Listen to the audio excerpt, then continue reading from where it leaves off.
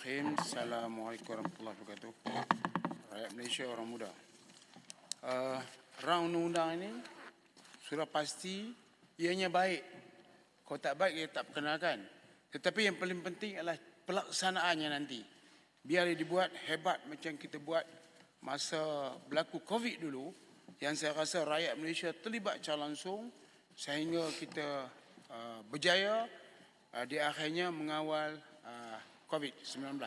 Cuma orang tanya saya, ni orang tanya, saya ingat nak jawab pun tak apa, tak jawab tak apa. Tapi selepas vaksin yang ketiga ni, apa dia impact kesan? Yang kita tahu ialah kematian sekarang meningkat. Saya boleh kata tiap-tiap hari di kawasan saya ada kematian. Jadi orang tanya, apakah ni oleh kerana banyak yang meninggal ni orang muda? Apakah kesan daripada vaksin yang ketiga? Asalnya ialah penyakit berjangkit. Kemudian yang keduanya yang Muhammad ialah Seksyen 14A2. Ini dia sebut perkataan kekerasan. Apa dia maksud kekerasan yang Muhammad? Menggunakan kekerasan. Kekerasan apa? Kena bagi sikit penerangan. Kekerasan ni pegang masuk dalam kereta ataupun tolak dalam kereta. Kalau dia tak mau ikut, apa dia kekerasan? Apakah boleh guna perkataan lain yang lebih lunak? Perkataan kekerasan tu makna kata kalau bahasa mudahnya cukup besar kesannya. Apa dia? Kekerasan ya. Kemudian yang keduanya pindaan Seksyen 2-C-2 Roman. Perkataan darat. Yang Muhammad di sini disebut perkataan darat iaitu hak lapangan terbang, pelabuhan dan sempadan darat. Kenapa tak masuk laut? Kita kena ingat di sempadan laut, kapal nelayan boleh menyebarkan penyakit. Di laut. Jadi apakah bidang kuasanya terhad di darat? Bagaimana di laut? Itu soalannya sebab dia sebut khusus darat. Kenapa tersebut darat dan laut? Sebab sekarang ni, dunia sekarang ni, laut dengan darat ni sudah menjadi sesuatu yang orang boleh akses dengan izin dengan mudah. Malah bagi saya, laut lebih berbahaya. Sebab apa? Kawasan di sepadan sana ramai nelayan asing. Kemudian yang ketiganya, penyakit berjangkit ni telah disebutkan oleh sahabat saya tadi, iaitu tentang monkeypox, cacar monyet. Saya nak tanya daripada negara mana? Bagaimana pengawalan yang dibuat di lampangan terbang? Saya tahu penyakit COVID dulu asalnya ialah daripada orang pelancong bawa ke sini, dan orang sini bawa orang tempatan bawa penyakit itu daripada luar. Jadi penyakit daripada luar ni, satu orang asing yang datang, yang kedua orang sini yang melawat ke negara yang berkenaan. Jadi bagaimana kawalan dibuat?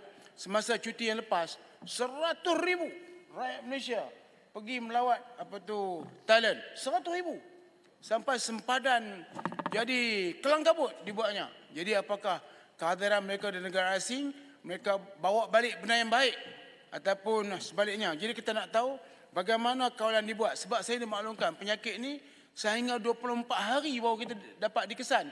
Penyakit cacar monyet. Jadi bagaimana mereka boleh kesan? Dan kalau sehingga negara-negara itu yang kena cacar monyet, monkeypox, apa kita akan buat peraturan supaya bila mereka masuk ke sini atau orang sini pergi ke sana, peraturan tertentu supaya dikenakan kepada mereka. Yang keduanya penyakit HFM, house, feet dan juga mouse. Penyakit tangan, kaki, tangan dan mulut. Ini yang berluasa di peringkat kanak-kanak. Jadi bagaimana kawalan ini buat? Ini juga penyakit berjangkit. Dan yang ketiga yang sekarang berluasa juga penyakit TB. Bagaimana kawalan itu dibuat daripada peraturan yang ada sekarang. Kemudian yang kedua terakhir ialah ni AJN. Semua orang sebut pasal AJN. AJN ni pensioner telah dikeluarkan dan diarahkan pergilah mana-mana yang kamu suka. Sudahlah kebanyakan pensioner itu mungkin tak akhir bagi mereka untuk berada di AJN. AJN buat syarat pensioner kena dikeluarkan. Tapi ahli-ahli parlimen bukan pensioner. Mereka masih boleh menggunakan AJN. Kecuali ahli parlimen Arau. Telah dikeluarkan kerana dia ingat saya pencen. Saya tak pencen lagi.